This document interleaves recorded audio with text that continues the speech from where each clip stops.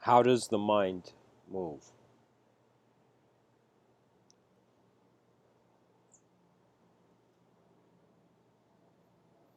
Why should a temporary civilization, a temporary species on a rock in the middle of nowhere care for how its mind moves? Why is the mind important to be discussed? In today's episode, I'm going to dive into this.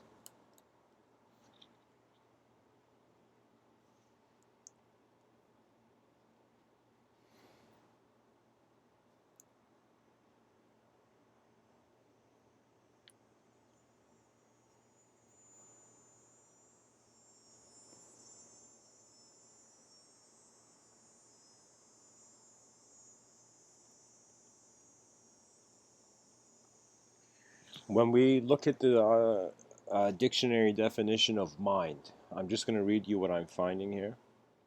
It says the element of a person that enables them to be aware of the world and their experiences, to think and to feel, the faculty of consciousness and thought. A person's mental processes contrasted with physical action. The second definition comes to us as a person's ability to think and reason, the intellect. A person's memory, a particular way of thinking, influenced by a person's profession or environment, a person identified with their intellectual faculties. The third definition, a person's attention, a person's will or determination to achieve something. Just set your mind to it and it occurs, okay? So I'm not going to get into the verb, I'm going to stay at the noun, but I want to share with the listeners this kind of viewpoint. I find life is a series of activities, or it is in some sense one grand activity.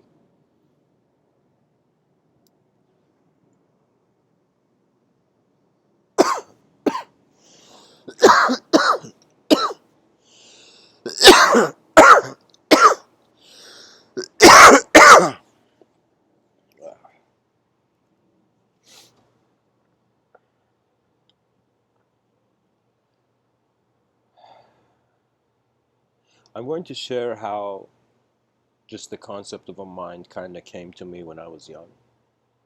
And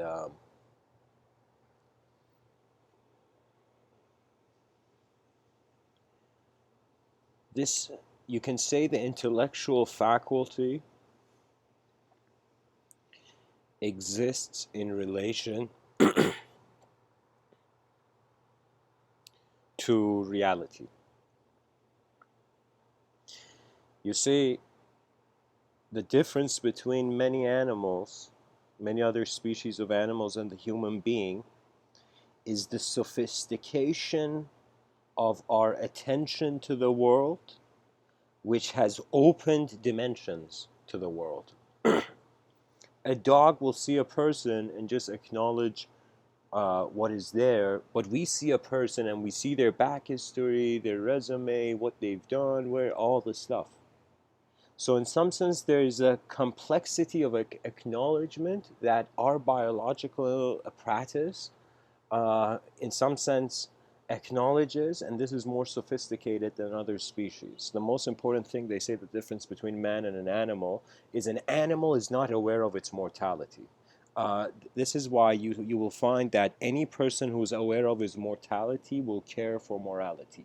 When you see your temporary, you will live eternally. Okay? When you see atoms have been composed for a while as you, and they will in some sense decompose as you, it makes every moment incredibly valuable because we recognize the opportunity. Our species is in this kind of constant evolution was a choice if you pay attention to it. It is the choice, various choices of a living being.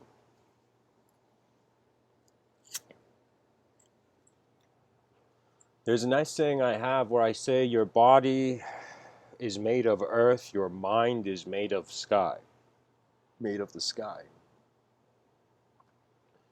What this means is the body is the limited aspect of the moment. The mind is the limitless aspect. The mind is where you find the unknown. The mind is what keeps all meaning alive simply because it keeps the unknown.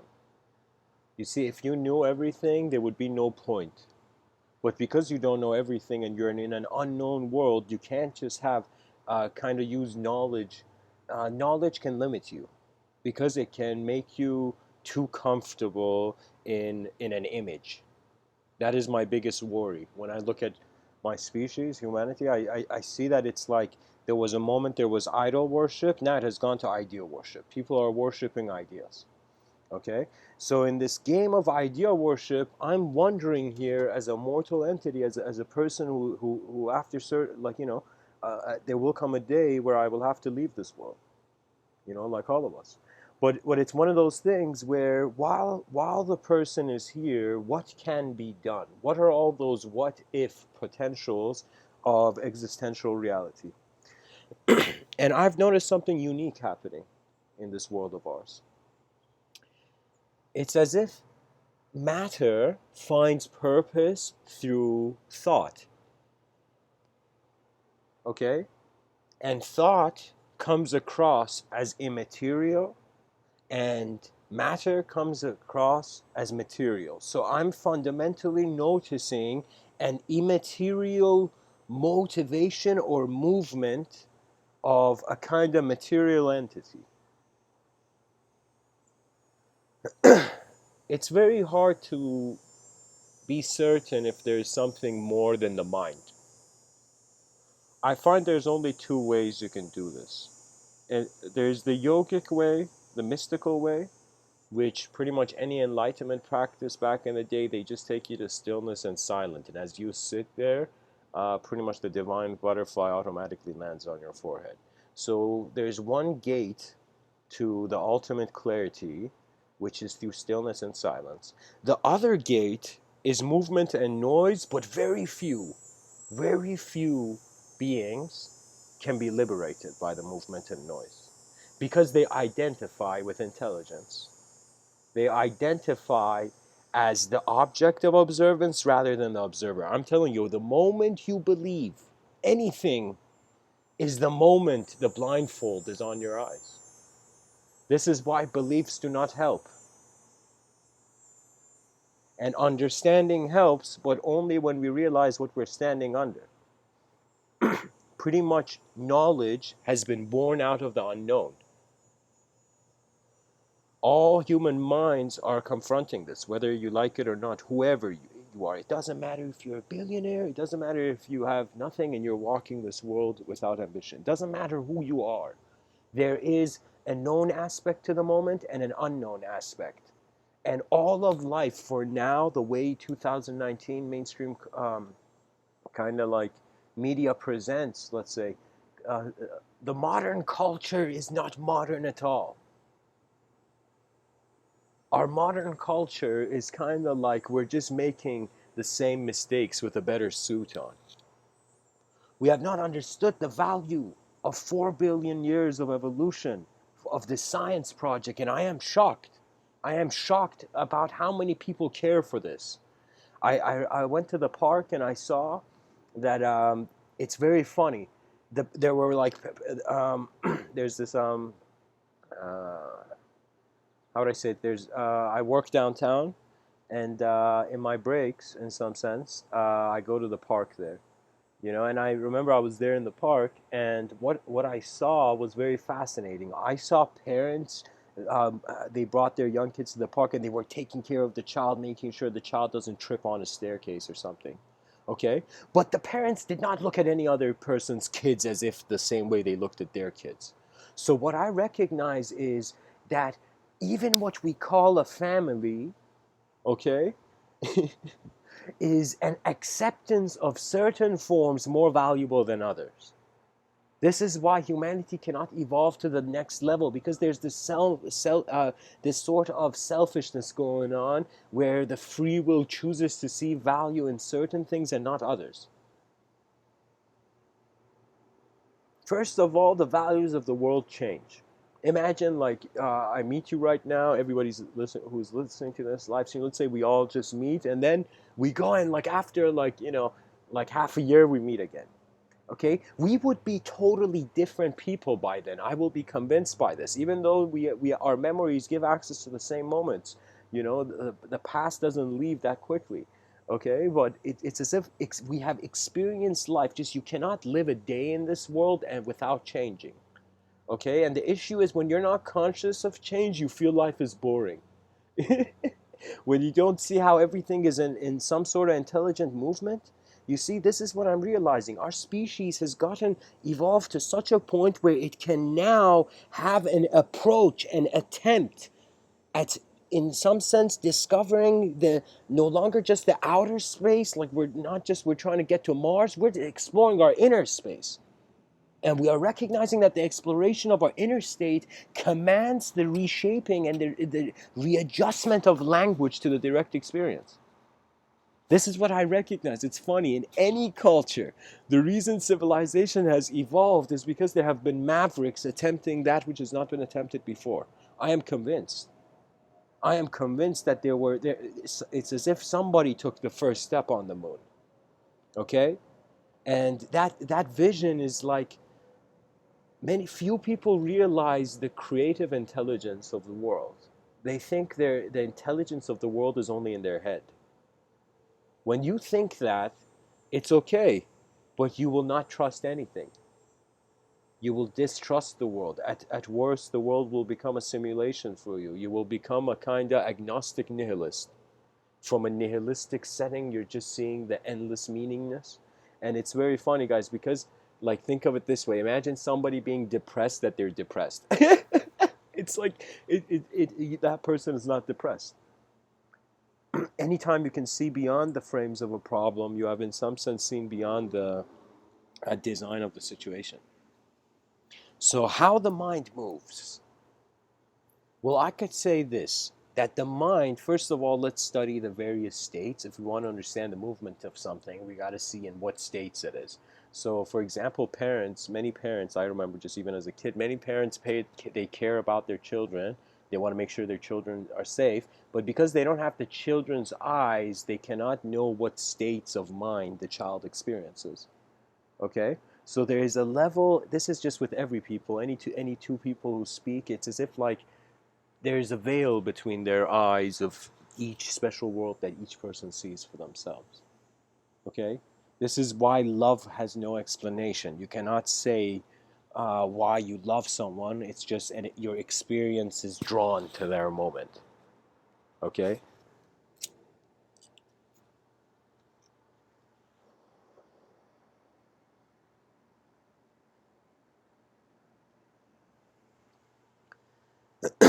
The Ribhu Gita, this ancient kind of mystical Indian text, Vedic text, I mean, it kind of puts it very clearly. It says, okay, human being, listen up. The Ribhu Gita says that there are three states. You got to acknowledge this. There's your waking state of life and reality. Right now, you're probably listening to this in your waking state. Okay? If you were somehow dreaming of this talk, like you could be. I won't get that far, but here, let's say it like this. You're in your waking state. I am in my waking state. This world is present in the waking state. When we go to sleep, there is a sort of disconnection and then a reconnection to a subtler abstract state. So there's the waking state and then there's the dream state. Okay? So the dream state is when the mind dreams. Okay? It's as if your body is asleep, but your mind isn't asleep yet. Okay? And then we have, in some sense, the deep sleep state. The deep sleep state has an incredible significance to it because the deep sleep state is a suggestion that we are not our thoughts. It is a suggestion that you don't have an ego, you're not a good or bad person in deep sleep. It's as if it's blank. Okay? That blankness is crucial to the study of the experience of this living kind of journey of manifestation. So the Ribhu Gita says there's these three states, But then there is a fourth state, and all the people back in the day when they heard there was a fourth state, they were like, no way, this is like too mystical, oh my god. And so what was the fourth state? The fourth state was the witness. Was the witness that was present through all of these. Okay? That fourth state is the fruition of the evolution of the identity and the material existence. That means your material existence, its purpose is in, I don't know why I want to use this word, but the grandiose of your minds, of the landscapes that are present behind your eyes.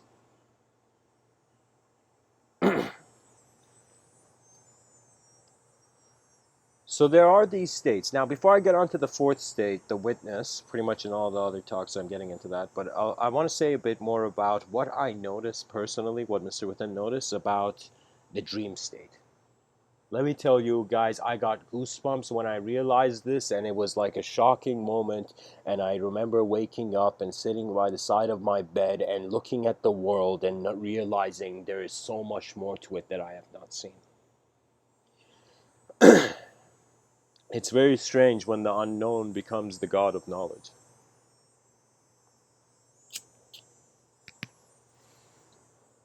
Pretty much a limited being that acknowledges their limitation can attain a limitless state. Okay? So, the dream state, I'm going to tell you a dream I had, guys. I had a dream where in the dream I could run left, I could run right, I could move very consciously in the dream. It's as if I could, if I wanted to go left in the dream, I would go left. If I wanted to go right, I would go right. So I could consciously move in the dream. My free will was being applied in that dream state. I woke up in a shock. In a shock as if I hadn't noticed this about my dreams throughout my lifetime until that point, where I realized even when my body is asleep, my mind is simulating me.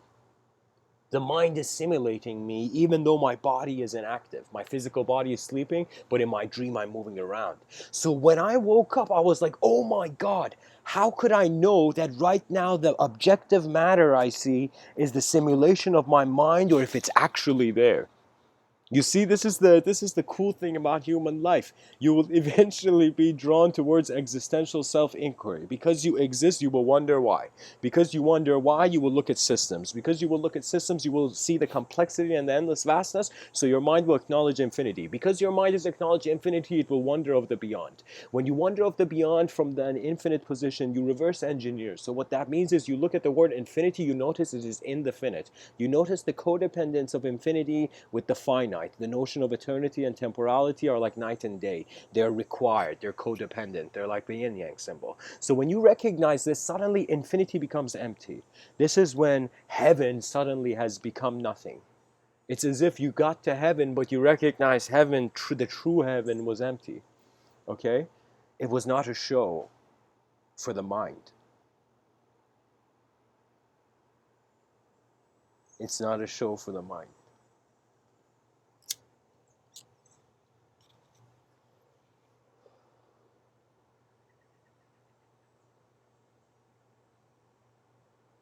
So anyways, what happens is you will eventually acknowledge emptiness. When you acknowledge emptiness, it's very funny. The Sufi dervishes back in the day, they said it's kind of like dying before you die. So that means this, you get a realization about the nature of how you have been constantly masking yourself and wearing different ideologies as your being, rather than first studying the qualities of the universe.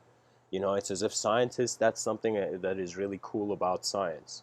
You know, I have been a fan of technology pretty much from early in my life. Like anytime my parents or anything, they wanted some electronic thing set up in the house, I would go and volunteer to do it. And so it was one of those things where what I'm trying to say is that the mind, you're starting in a world. Now, there's only two ways you can go. Either life becomes from, even in this moment I'm speaking, either life leads towards complexity or it leads to simplicity,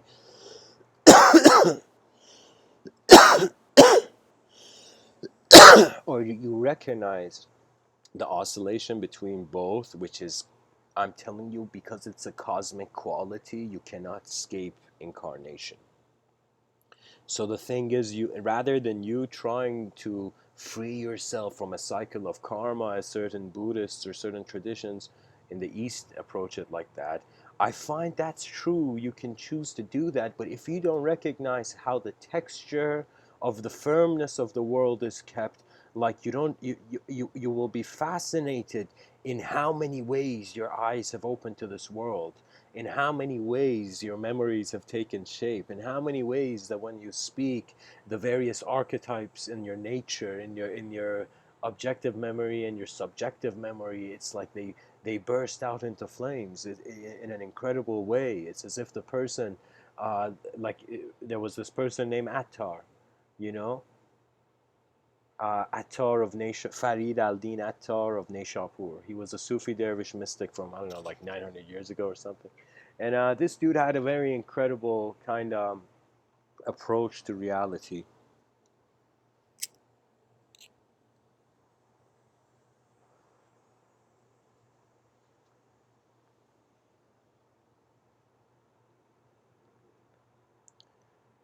I will tell you one sentence he has. He says, be happy for this moment. This moment is your life. Now, this moment is life. Okay? And the acknowledgement of that in a simple way will bring bliss, in a complex way will bring skill. That means the reason it's like the ego is not the issue. So many mystical spiritual traditions, they declare war on the ego. They think it's filthy to associate with a thought. Okay, and it's not that it's filthy, but I can see how it can be inferior, because it's like a person with a box in their over their head, has less, even though they could be the smartest man alive, they have less intelligence. So what that means is you can have the greatest, most intelligent person, but if you put a box over their head, which they cannot, in some sense, get rid of this box.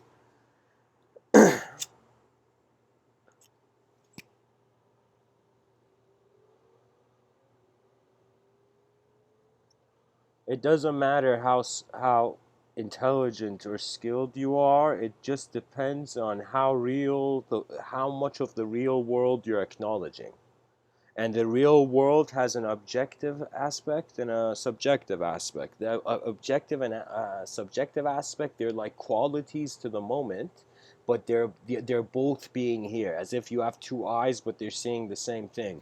You have two modes of existence, but in one moment of experience.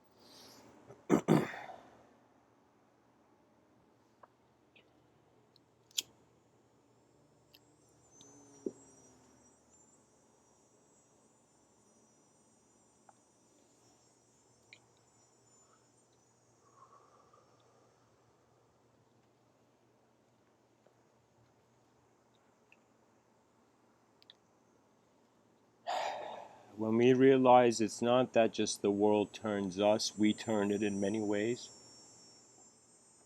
Pretty much the efficiency of our civilization relies on the ability of the individual to transcend just the values of their self.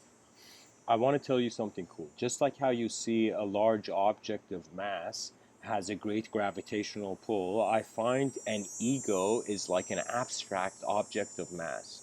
Okay, subject of mass. Okay. And so the ego has a gravitational pull. That means if I stand in front of a crowd of people and I release like a sort of the chaotic instincts of like the of like what how can I tell you? It's like it's very easy to uh, to put a crown over your head, but it only takes like experience and decency to take the crown off.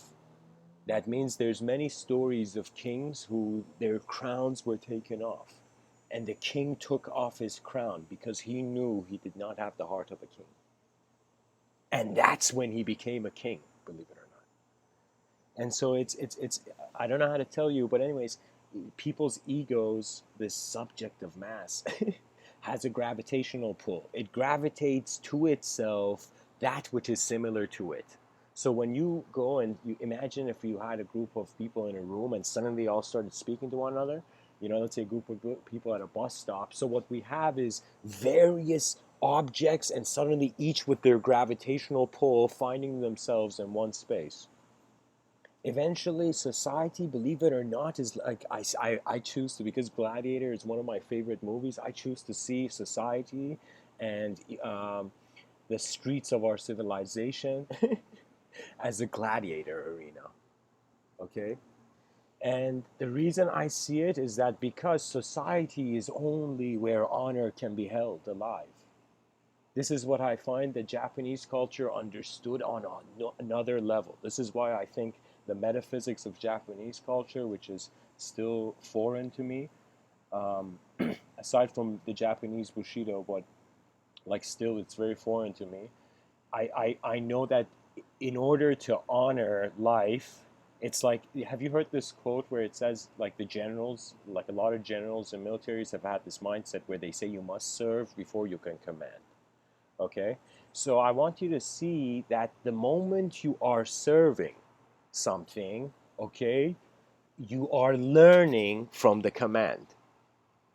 Okay, anything you do where you feel you cannot see the opposite side, but by being there you see it. It's as if it's incredible. So many times, um, fear has come to me. I've been in a moment of fear, and I have ran away from the fear. Okay, I've legit been like, okay, I don't like, I'm uncomfortable, I'm gonna leave. Okay, I had this attitude. Okay, there was a lot of my approach to reality was just notice how it's moving and avoid disturbance. Okay, but let me tell you, there came incredible moments in my life where I suddenly understood fear was the messenger. Fear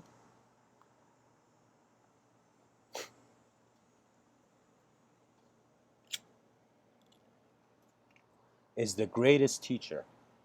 It will teach you of the limits of your intelligence. And the moments where there was fear, I confronted it. Oh my God, this was the most street smart thing I feel I've ever done in it, like psychologically. Where I noticed fear and I decided not to move. I watched the fear and I was like, okay, this situation that's uncomfortable, I'm standing my ground. What are you going to do? And I watched.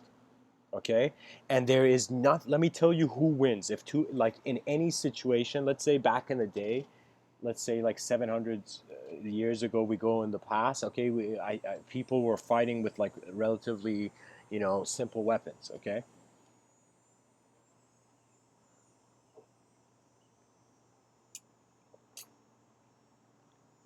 and so okay, let's just take the context to a sword fight occurring in like some Venice, Italy, like back in the day. Okay, or Tuscany, Italy, a sword fight occurring on the street. Those two people who were fighting, whoever in their eyes had more of a certainty, had more of an eternal vision, in some sense would be undefeated. Because this is the truth. The mind of the opponent must be defeated first.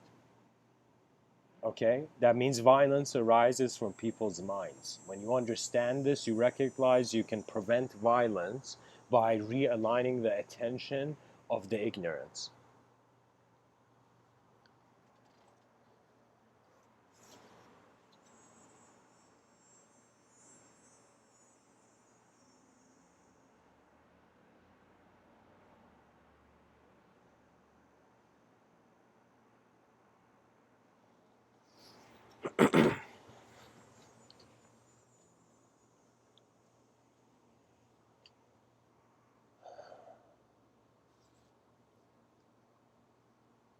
How does the mind move?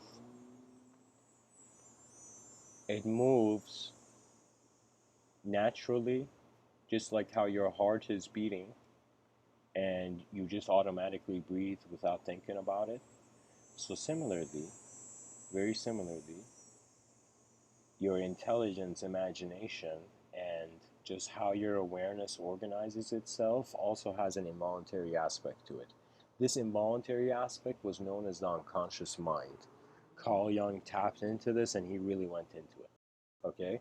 Um, so it's as if the mind is a sphere of awareness where there's known aspects, then there's subconscious aspects, pretty much the processes of nature where we're in awe of, but cannot comprehend exactly, and then there's the unknown, that which cannot be seen, that which cannot be conceived, that which cannot be put into language.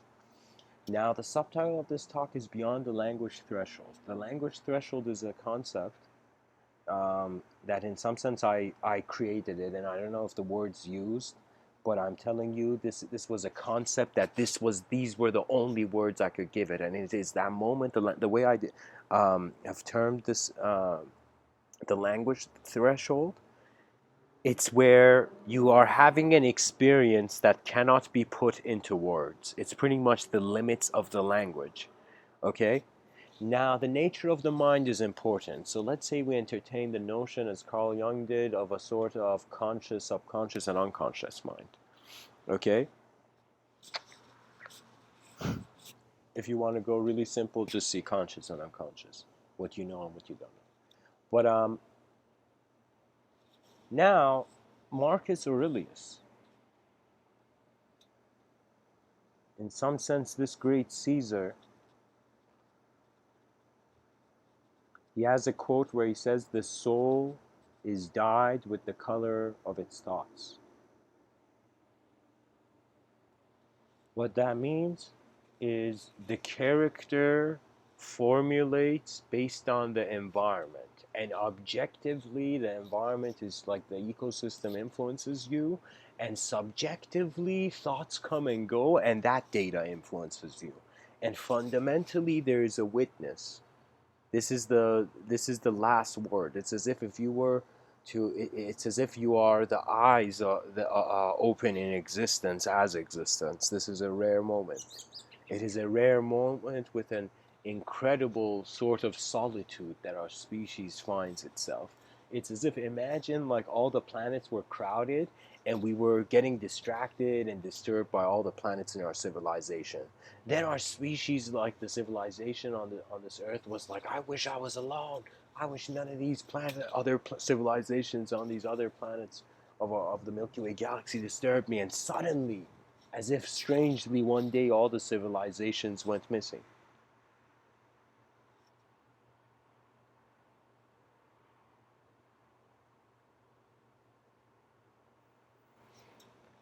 What I'm trying to tell you is that we have to draw intelligence with a realization that nature is here first. Just like how you go to a friend's house, you respect their space. Okay? So similarly, you're a guest of this world, and nature and its laws and intelligence is hosting you. Okay? And so, as you're a traveler in this moment, the traveler is not defined by one moment in his journey. He is defined by the whole journey. Every moment of your life can be a moment of completion, or every moment of your life can be incomplete. Human beings can make many decisions. But when does clarity really speak?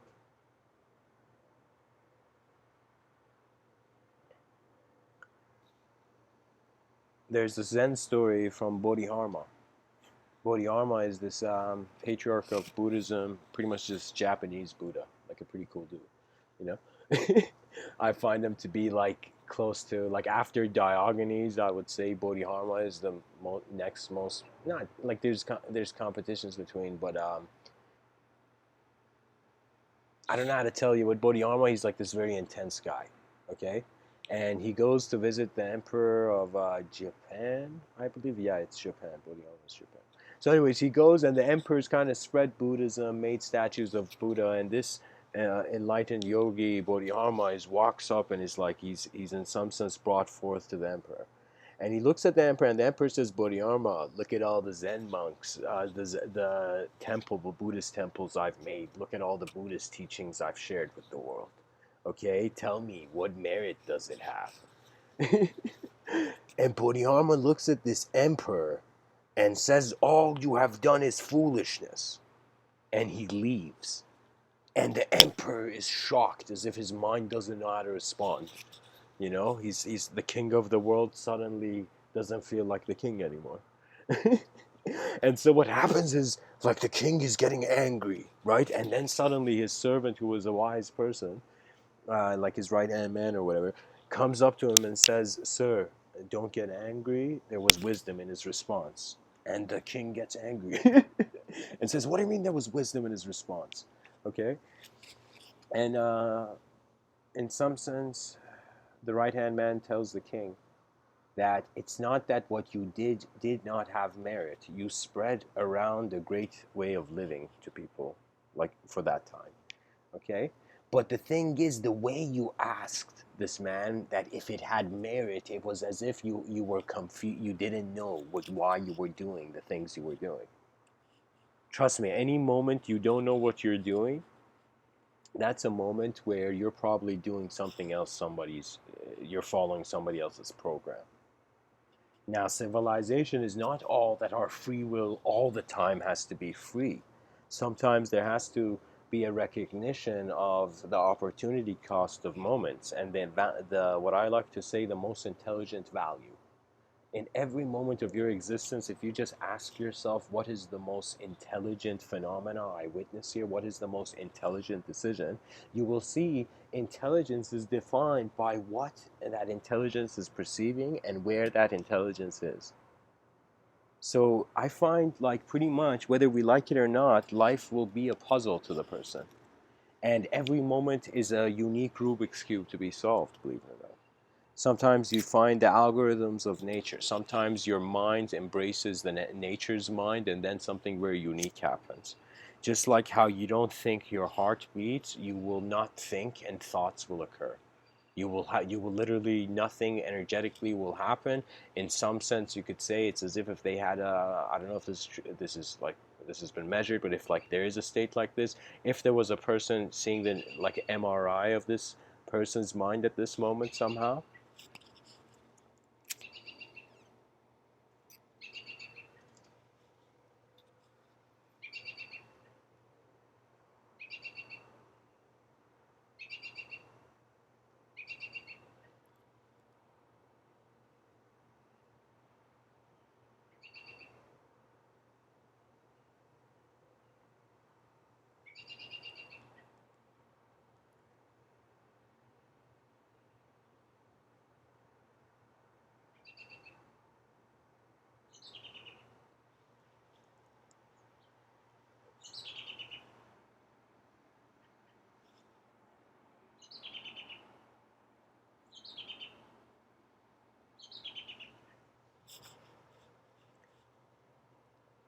When the waters of the mind settle, the true nature is perceived.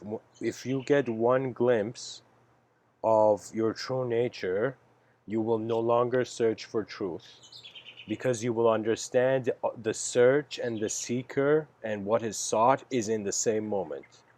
When you wonder about the treasures of the mind, you cannot search like how you search for, like, Pirates of the Caribbean style for treasure. The treasures of the mind are opened by a return to the authentic self. The authentic self is pretty much how simply and purely as a child you were looking at life before the conditioning and programming of reality defined you too soon. You know, it's very funny. It's like, imagine somebody is wearing like 7 coats in summer, and you see that person wearing 7 coats, and you have a conversation with that person, and the person tells you, hey man, I'm depressed, and you're like, why are you depressed? He's like, because it's so hot. And you see the guy wearing 7 coats, okay? you would look at that man and say, okay, man, why do you think it's hot?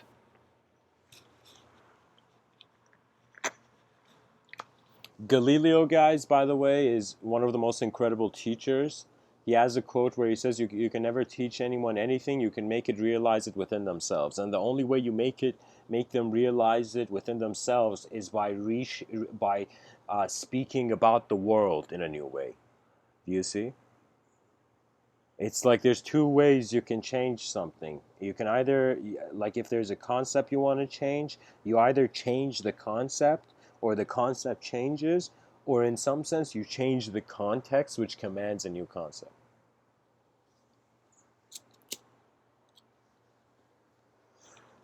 Anyways, not to walk too astray here. Anyways, the whole thing about Bodhidharma is the king suddenly realizes his arrogance and his expectation of the unknown was the fallacy. And so what happens is Bodhidharma leaves the empire and kind of goes outside the castle wall, and this guy was so badass. Like, he just stared at the wall. So his face is like an inch away from the wall of this kind of empire, this castle or whatever. And so he's just gone into meditation. And the reason I think he did that is that because when he opens his eyes, he doesn't see anything to be pulled towards the world. Okay? The way the ancient people acknowledged transcendence was on such another level that we cannot even fathom. We can remember what we cannot fathom. We cannot relate from here. So anyways,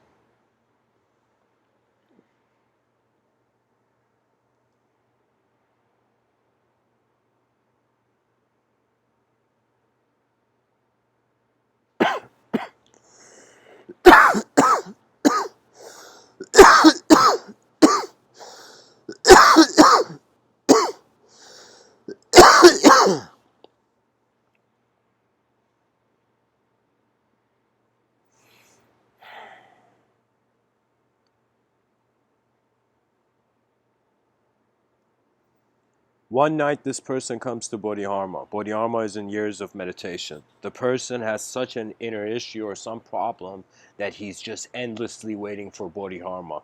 One foggy night he sees Bodhidharma get up from his samadhi, get up from his meditation. And that moment, this man runs up to Bodhidharma, this troubled man, this troubled soul, kind of tormented soul, and he looks at this Bodhidharma and says, Bodhidharma, please help me. And Bodhidharma looks at this tormented soul.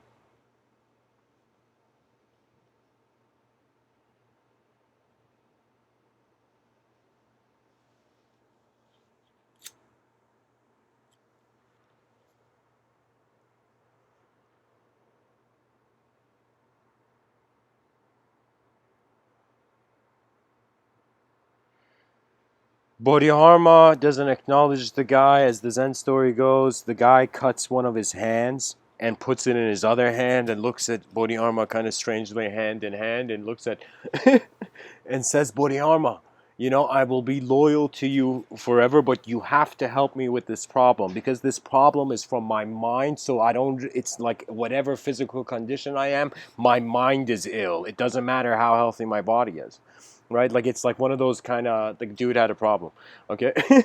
And so what happens is Bodhidharma eventually acknowledges the man, grants him an audience. And Bodhidharma is on like such a level where I don't want to even give it too much, I don't want to give commentary on it too much there, on Bodhidharma's inner experience, because no man can shape the unknown.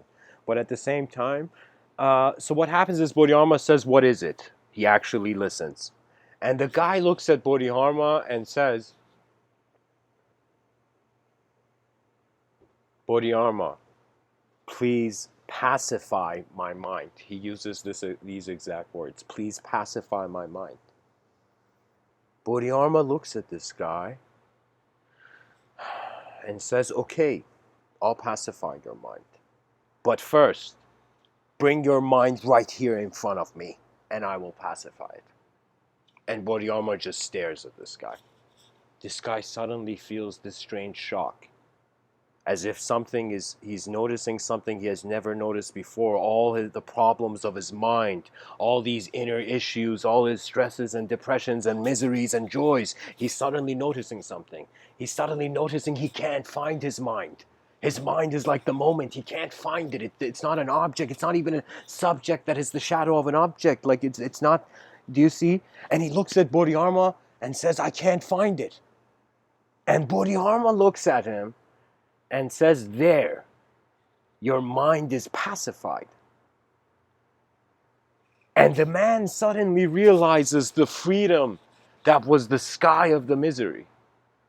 The sky of the suffering was free and endless. The man realizes the world he had stepped into and he had stepped out of now. He stepped out of the story of his misery, and consciousness realigned to a further command.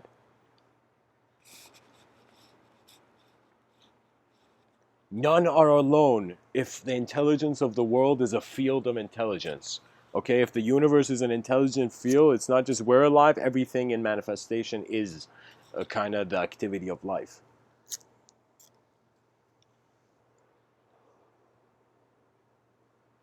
And as the Zen story goes, that man attains nirvana in that moment. He realizes. He realizes he's free before he needs to be, or as how language dictates. The reason I'm giving these Mr.Within talks is because I want people to realize, listen, don't take language too seriously or it will become your chain. It will chain you to a certain way your attention is allowed to move. You must be fearless. It's as if it's like we must all be explorers of the depth of the presence of this world. We don't know the world yet. That's the thing. And if we claim we do, then the exploration stops. Then we get occupied with entertainment. Listen, let me tell you what's so funny about the condition of the planet. Okay? We feel the humanity is slipping, the modern humanity is slipping into a technological box where what it's creating is more interesting than what the world is creating or how the world is being. So when man makes a world inside another world, that would be, for the first time, the objectification of the ego, where man has made a machine that is a world. Okay? Rick and Morty touched up on this idea, which I think that it's one of the most brilliant shows ever. But anyways, so what I'm trying to tell you is that let's just assume for a second all human beings were robots. Let's just assume. Just entertain this idea, guys. Aristotle says it is the sign of an educated mind to entertain an idea without accepting it. Okay, so you don't have to just entertain. Playfully, I approach these realms. And so,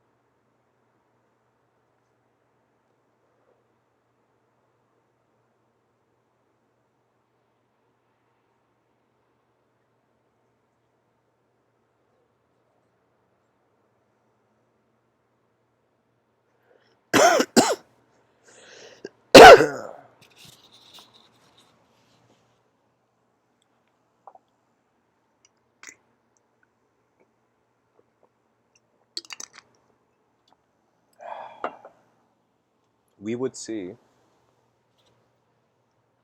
that human beings are robots, therefore they're abiding by a certain code. Now, let's say the texture of these robots that human beings are organic. We are made of biological elements, biological particles. Okay, and so we are following a certain program of DNA, a sort of genetical pattern and design. So we enter this world, every person enters this world with a certain innate pattern of intelligence. Okay, we are born through a sort of intelligence structure. You can see it like that. So I want to entertain the notion that still it's robotic. Okay, so let's say we think human beings are like robots. Okay. Um,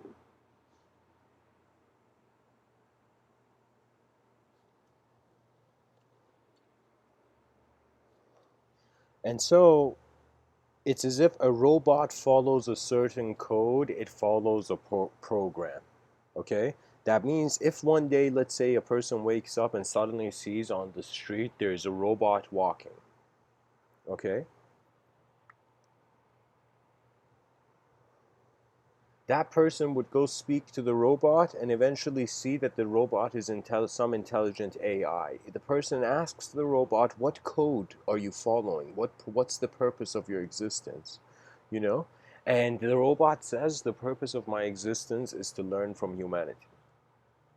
Okay? As if his program is to learn from the unknown changes of reality and to endlessly restructure. And so similarly, we look at human design and we see this sort of animated intelligence in the human body, where the person is no longer satisfied when they just eat food and drink water and have shelter and good sleep.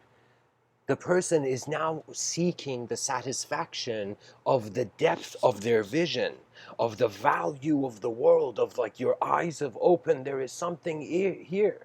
How far have you walked into it? How far have you engaged it? How many trees have you climbed?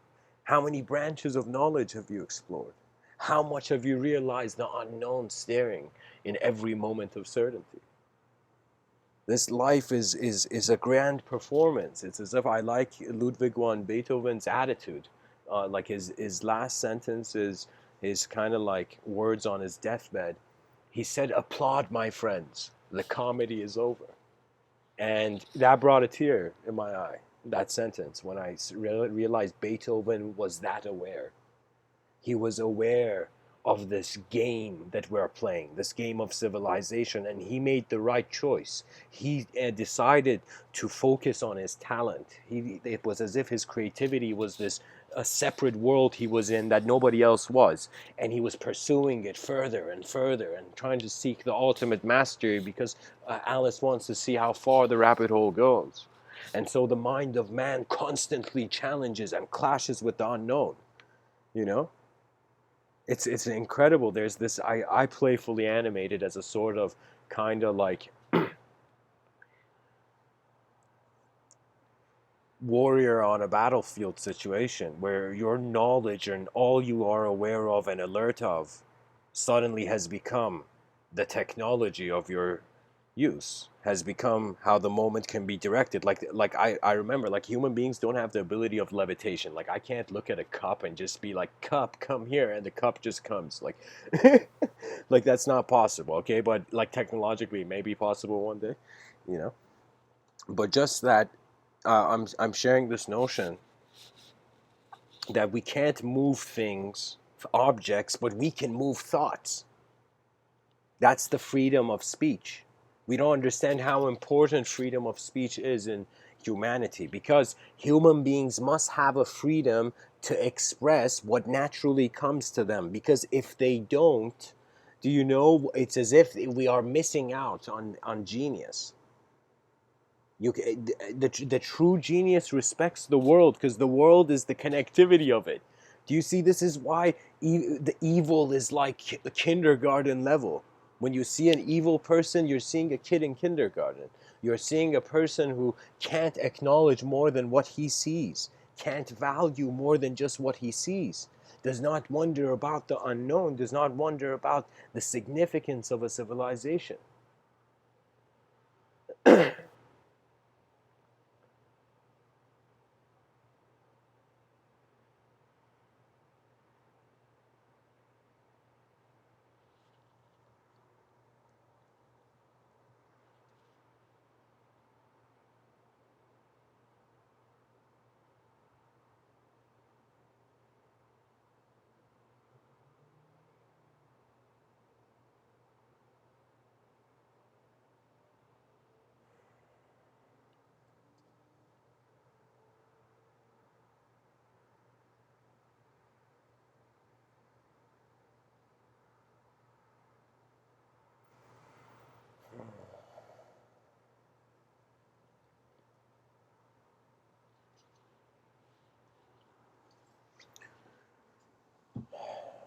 What can one say when silence is spoken first? It's just an effort of experience to attempt to see its greatest potential, I find. We were first surviving just for objective values. Now we've moved on to subjective values. Now the species and the civilization is wondering where next. And we are realizing it is the mass integration of all these subjective values. It's as if suddenly the citizens of a society, like friends of their government, run to their government and share data of how society is happening. And in some sense, the government will in some sense be put to tears. The government will look at the citizen and be like, the citizen actually cares for everything. Why don't I? We must reshape things. It's happening all the time, just like free will can allow efficiency to occur. That's it. That means we cannot do some mass, like we can't save the world and shit like that. Those ideas are irrelevant. It's simply just the efficiency of the individual's contribution to the collective vision. And the collective vision hasn't been made. That means like my effort in these talks is to tell people that our species has an ego, and we must in some sense try to recreate this Tower of Babel, this Tower of Babylon. There's like this story, right?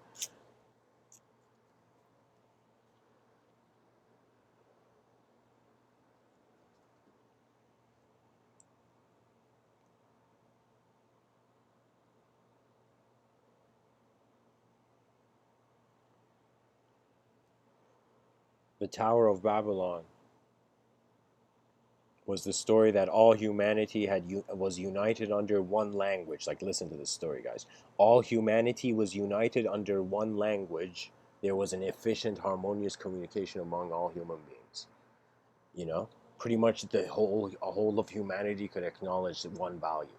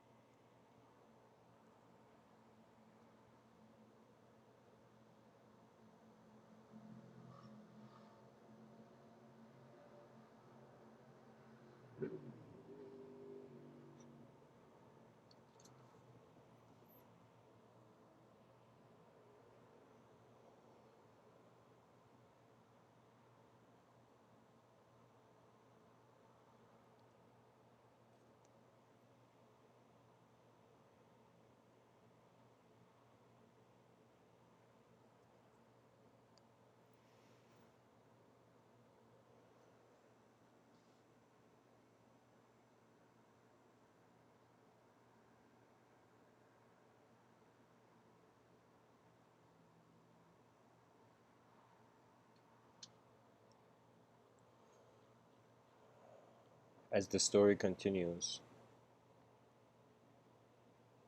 sorry guys, it's just an incredibly humid and hot day, like right now. You know, like it's evening now, but it's hot. You know, so there's some moments I just pause and have a drink.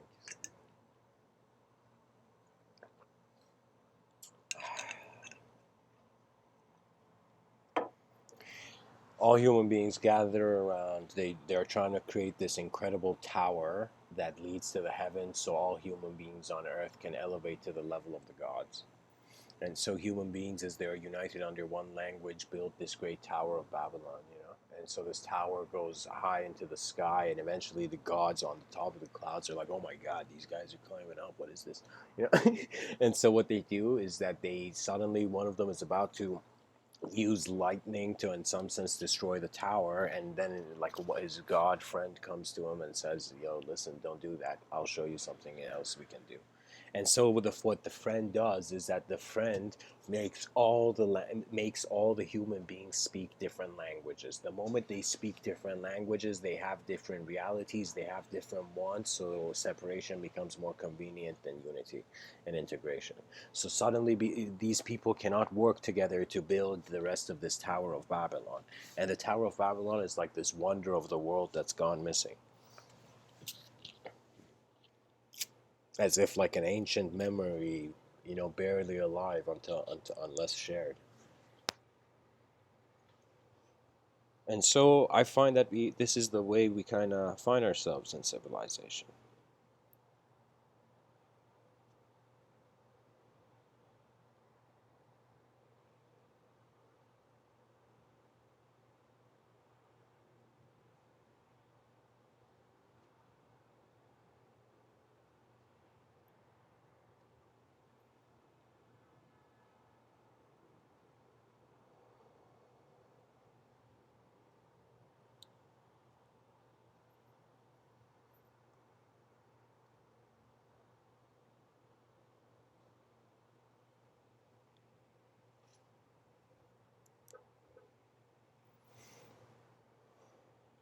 In Vedanta, they had this idea where, as if the sadhu, the truth seeker in some sense, found himself in a moment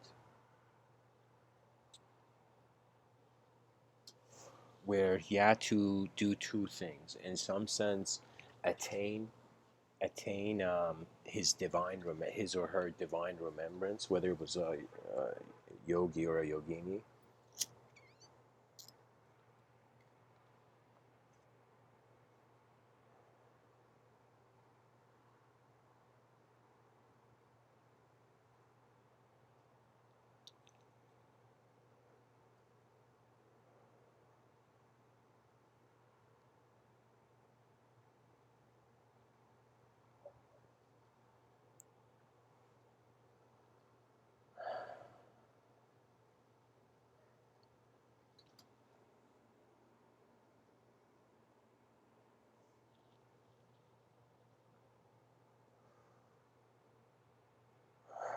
The sadhu, in attaining his divine remembrance, would revert to a state where an existential acknowledgement and confrontation of the state of the mind occurs prior to the mind being stated in a certain way or defined.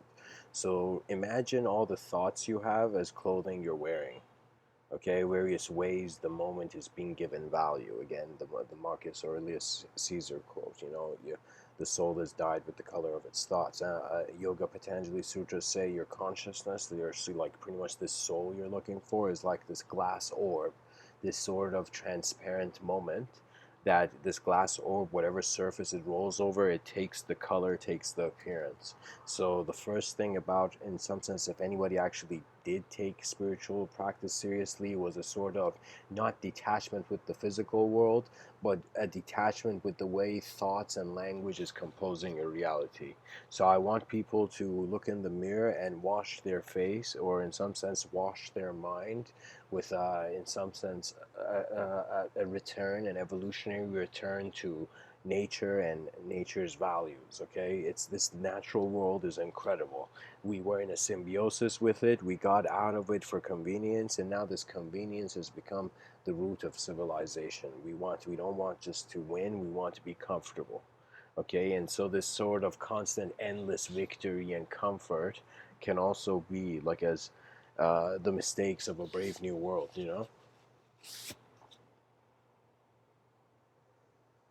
So you can say the mind moves through language and imagery in an abstract, sort of invisible room that's here. Uh, I use different words for it. Sometimes I even considered it as your mental sphere. Okay, so the sphere of your mind.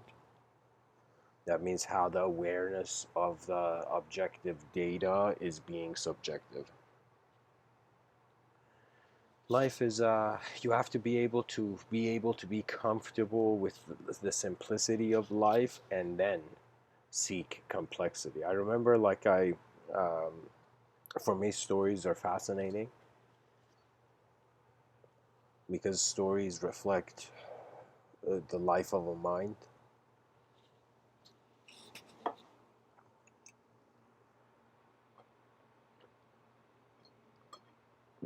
Oh my god.